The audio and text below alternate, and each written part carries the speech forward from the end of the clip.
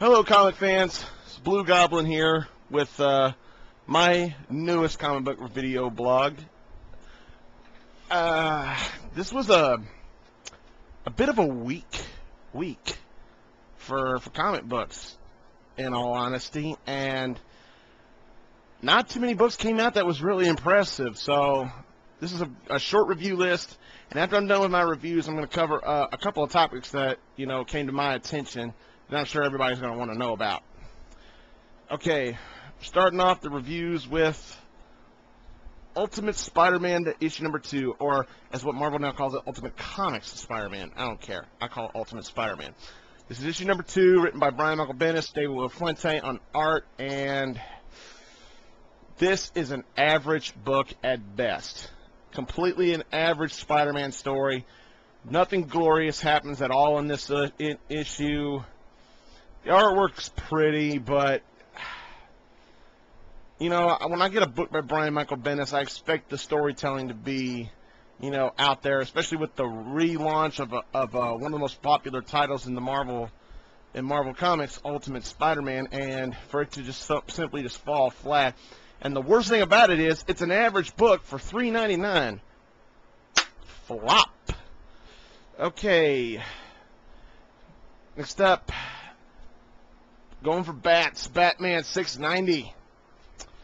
Oh yeah, this is good. Judd Winnick, Mark Bagley, giving you props. This is good stuff. Really good stuff. I loved it. I mean, the fight with Clayface. Now Dick Grayson's getting it. He's getting it now.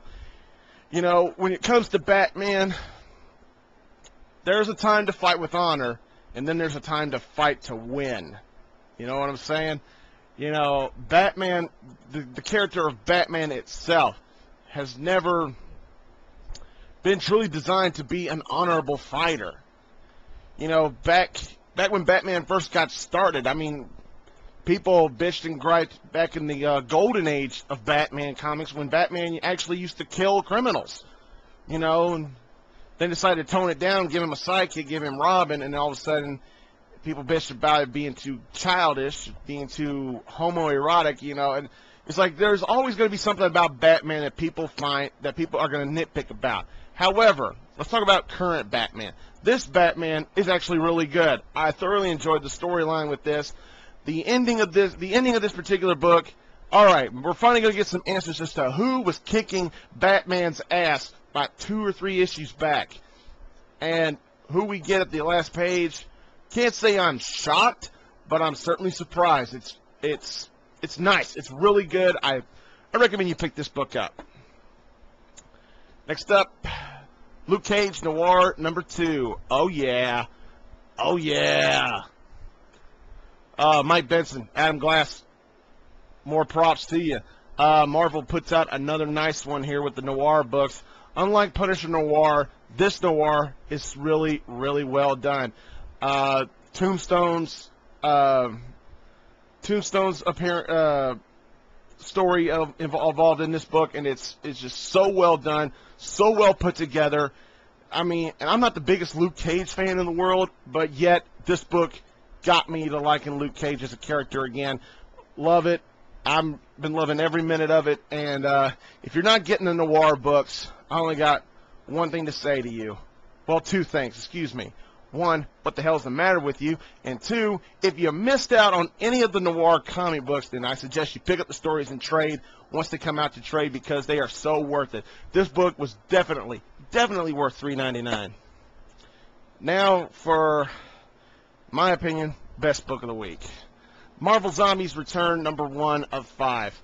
Okay, before I review this book, I want to give a shout out to Ken Jackson, my buddy at Arkham Comics.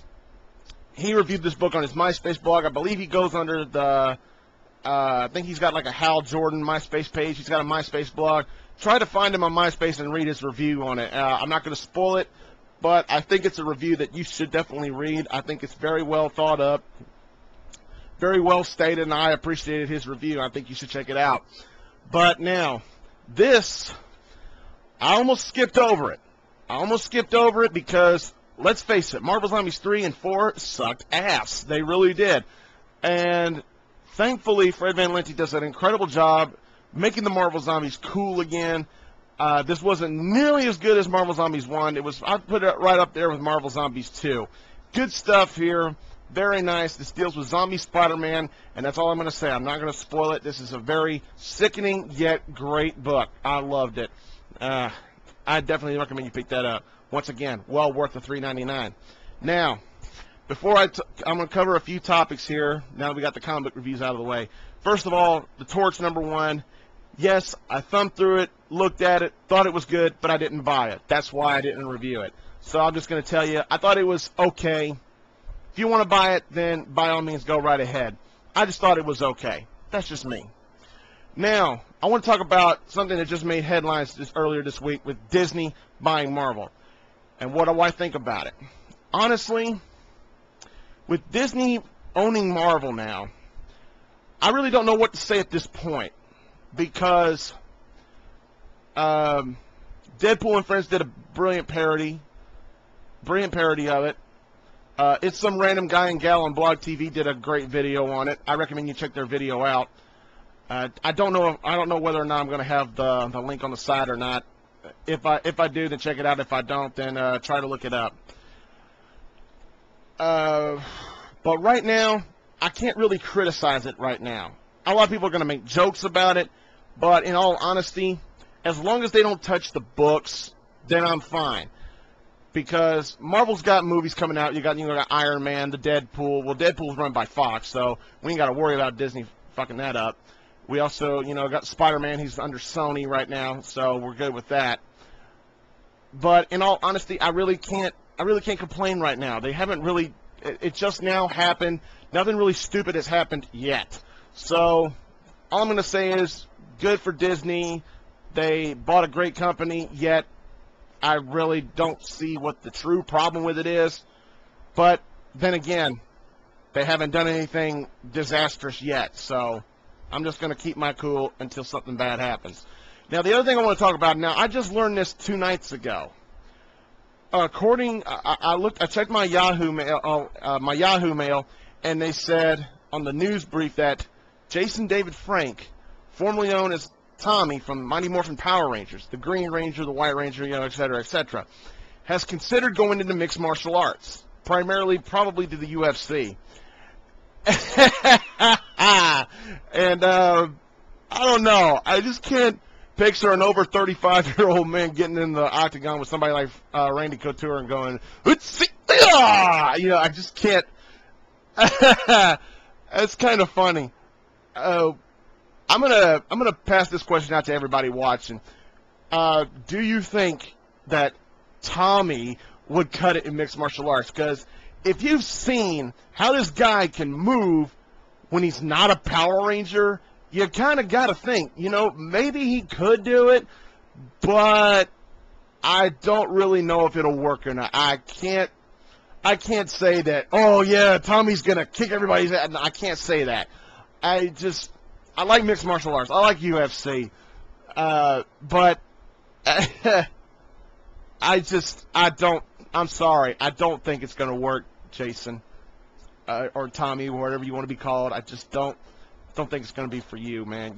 He's an incredible martial artist. There's no doubt about that, but I just don't think he would cut it in MMA. Really don't. Well, I guess that's all I got for right now. So thanks for watching. Remember, you can catch my reviews on YouTube or Facebook. Doesn't matter which one you pick. As long as you watch, I'll be grateful. Don't forget to subscribe. And right now, I'm anxiously awaiting what Monday Night Raw is going to do with Bob Barker hosting on Monday. It's going to suck ass, just like Raw's been sucking ass, but I'm curious to see how they pull it off. Well, thanks for watching, everybody, and until next time, I'll see you later.